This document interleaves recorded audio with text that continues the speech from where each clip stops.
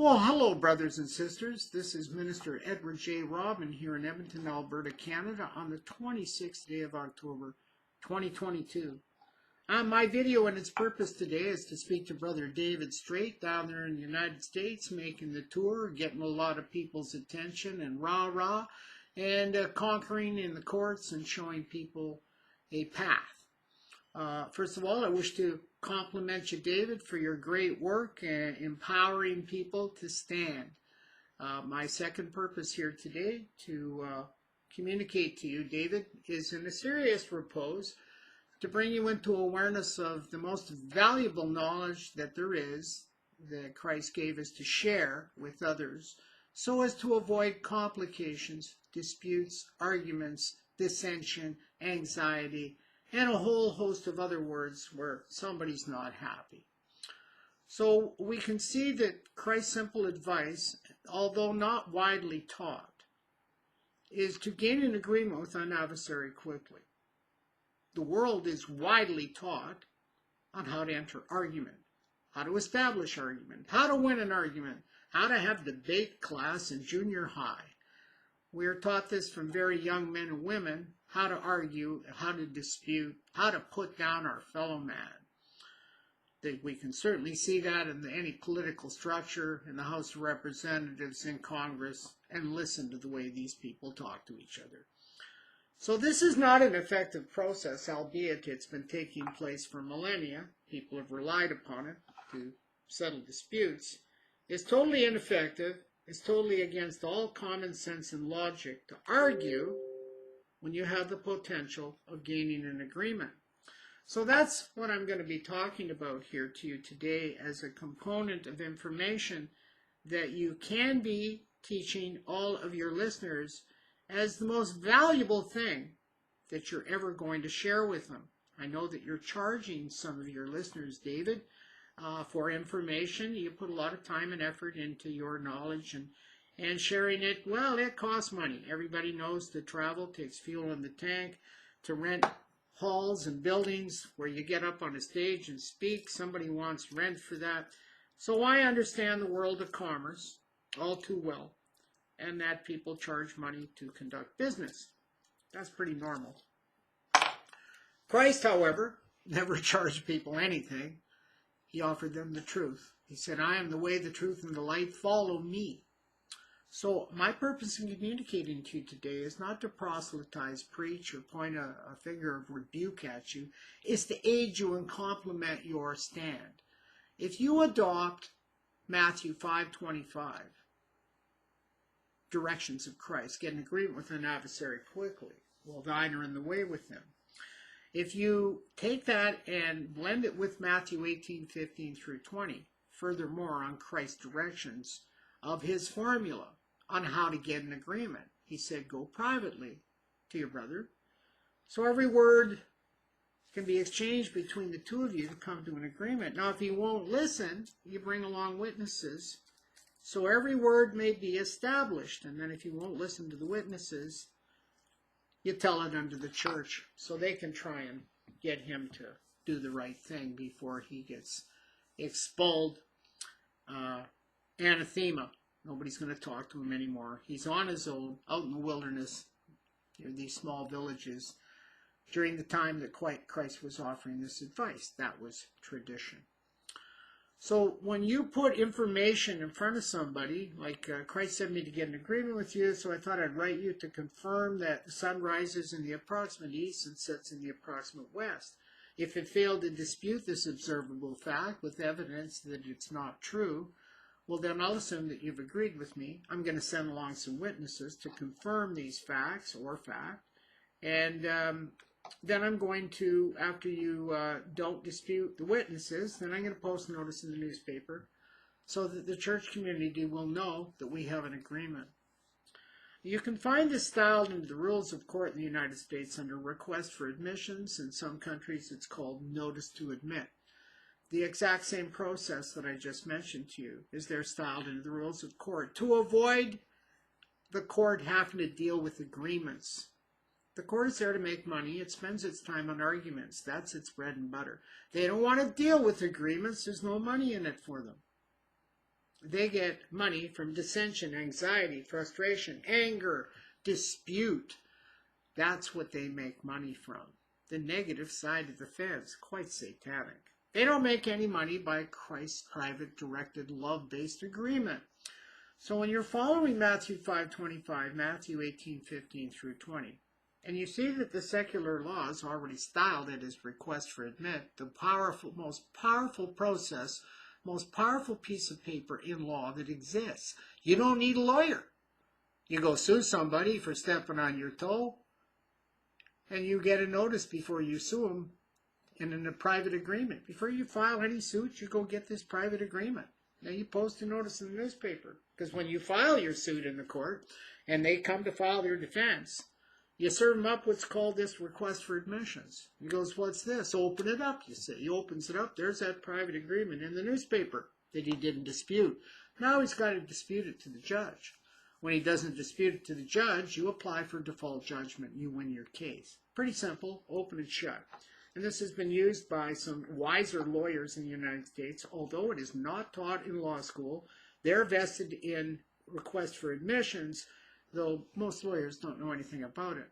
So I thought I'd share with you that private agreement process, because we've got people out of jail with that. We've had 50 pounds of trafficking charges withdrawn in Front Royal, Virginia, with a fellow called Dean Harding.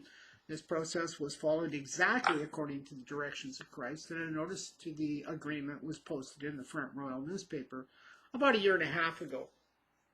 And they withdrew the charges of 50 pounds trafficking after 3 lawyers told Dean he's going to jail for 5 years. And the same said thing happened with Sister Diane in Sandusky, Seneca County, Ohio, where she did the same process, demanding accommodation for her faith and beliefs to be saved harmless.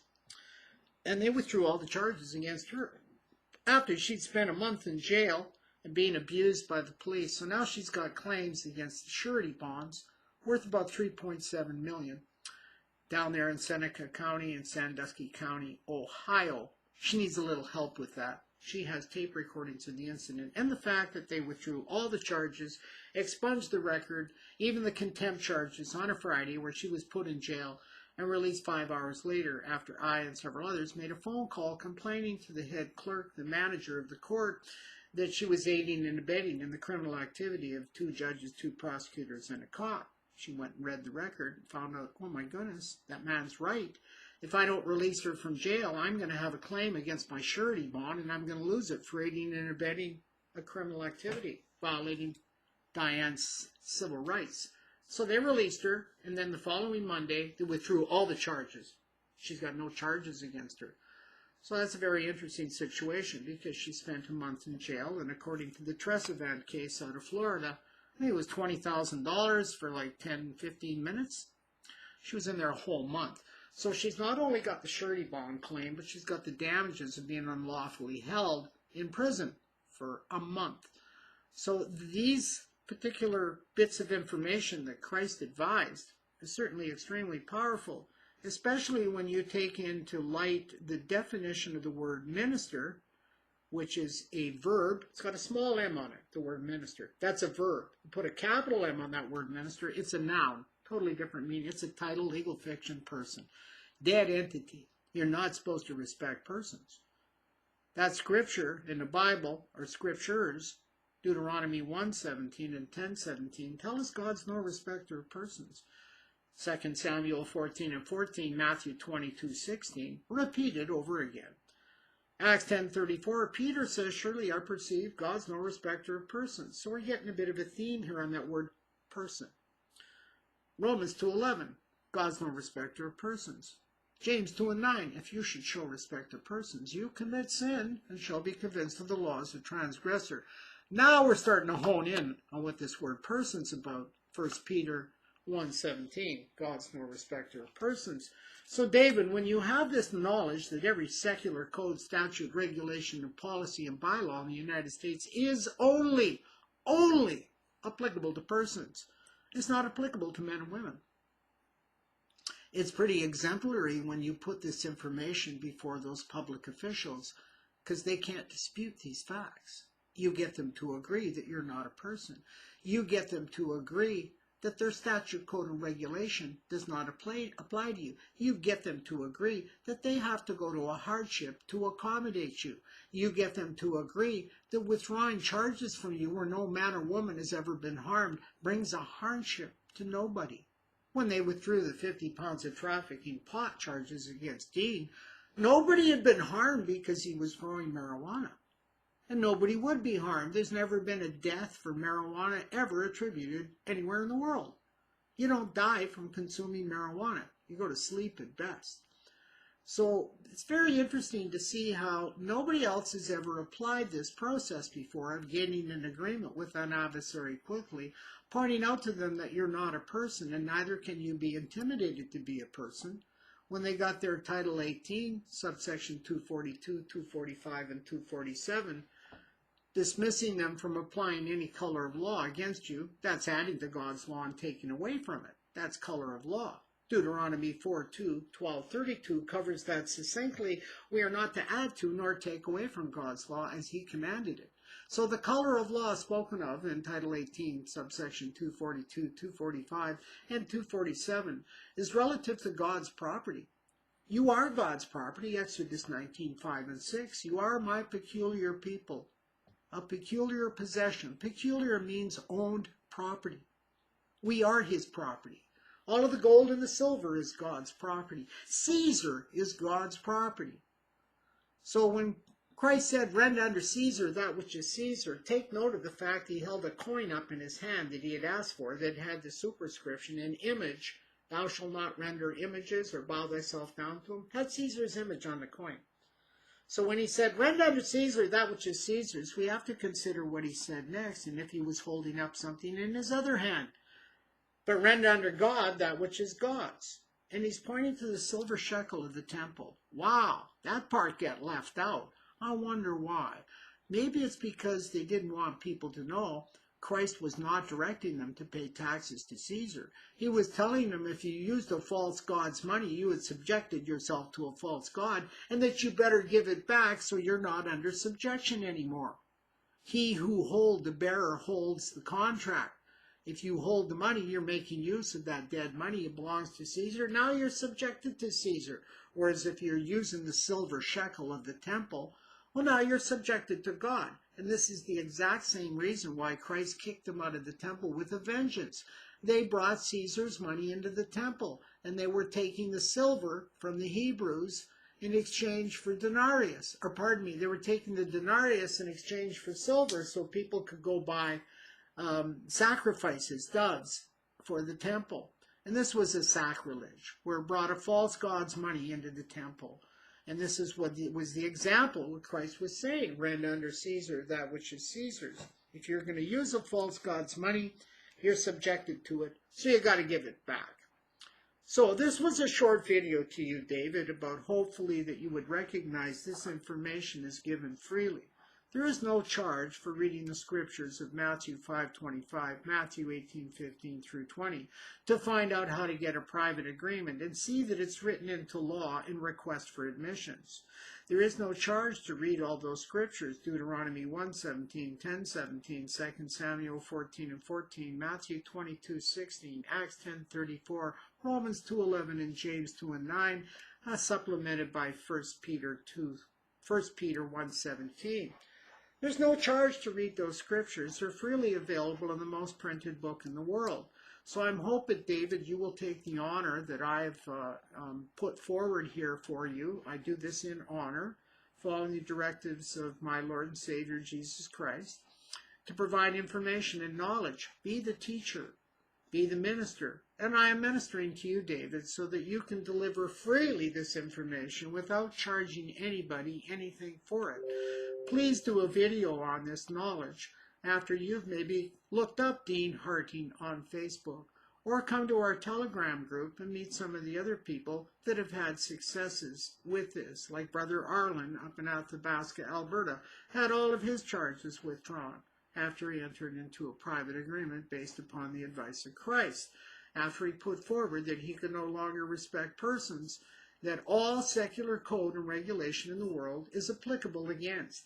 you find that all the U.S. code, all the Canadian code, all the Britain code, Australia code, French code, it's all applicable to persons, which are sinners in law. So that law was written for sinners, people that didn't take the time to involve themselves in the scripture, learn the message of Christ, and follow him impeccably, not walking 1 foot in the grave and 1 foot on the path of life.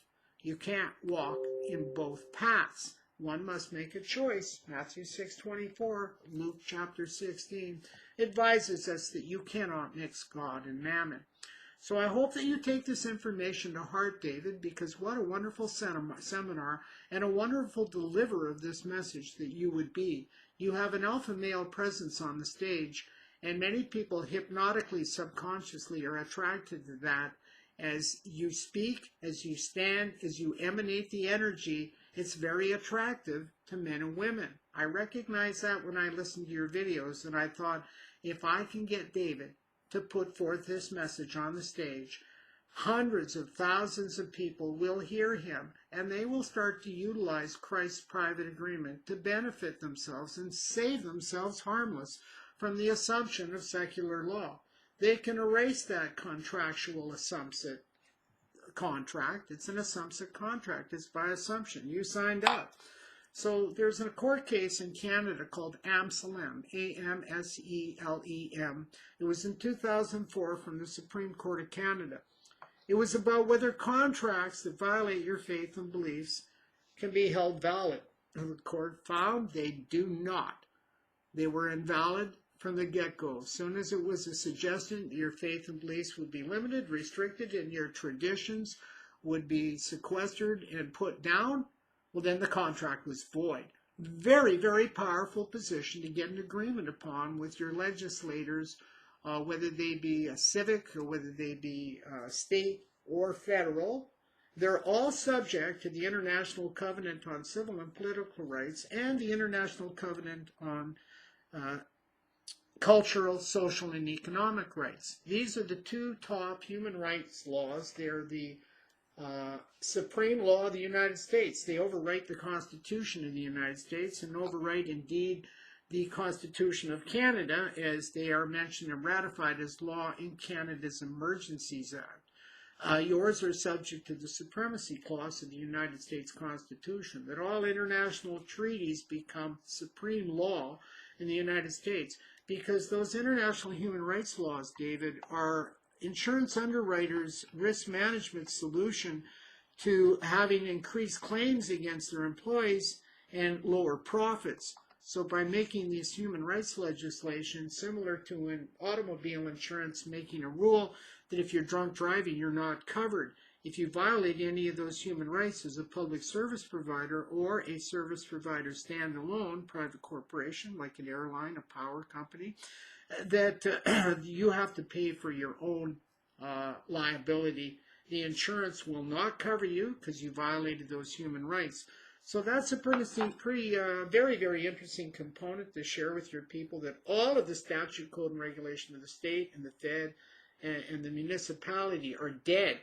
They can't be used against you when you're making a demand for accommodation under these international covenants and civil and political rights as a man or a woman not being of a capacity to submit to personage, and as a man or woman that's taking the extreme elective of getting a private agreement with other men and women known as the governor of the state, the attorney general of the state, etc.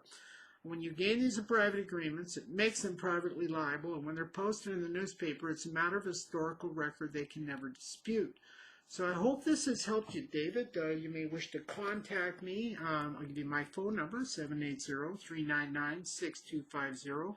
I'm at Paracletian on Telegram. That's Paracletian.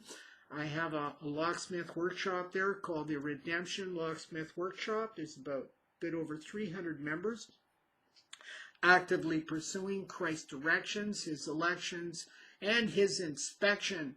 Because when you put yourself up as a minister of Christ, you put yourself up for inspection. You will be judged. You will be persecuted. This is Christ's direction. But Christ told us to be wise as serpents and meek as doves. He said, get an agreement with an adversary. And he said, make ye friends of the unrighteous mammon. So when I thought, well, who would be a good guy to be teaching this? And I thought of you, David, because I see your stage presence is very powerful. You attract a lot of people that are looking for a knight in shining armor. And that would be you. So I'm hoping that you will take this freely offered information. And remember, I'm asking you to share it with people freely.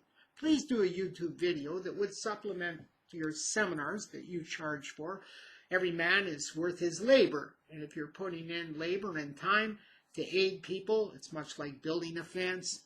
You're not doing it for free. But when you're delivering the message of Christ, I hope that you would take it upon your honor to deliver it for free to all those that would care to listen to you, like the YouTubes you already have up that are offered for free. I certainly appreciate that. So I thank you, David, for recognizing that Christ directed us not to mix God and mammon. So you have no need to mix secular code with scriptures, because the scripture gets nullified by the secular code when you do that. Once you've submitted to personage by use of person's statute, code, and regulation, it is intellectually owned property by a person. So if you make use of dead code, you subject yourself to dead code.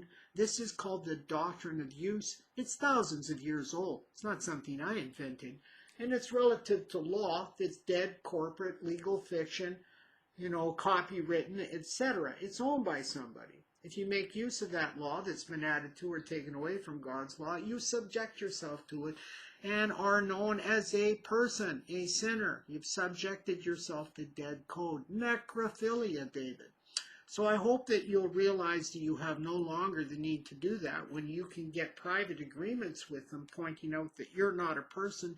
The Bible makes you a sinner if you show respect to persons, pointing out they have no authority to intimidate you with their color of law, Title 18, 242, 245, 247.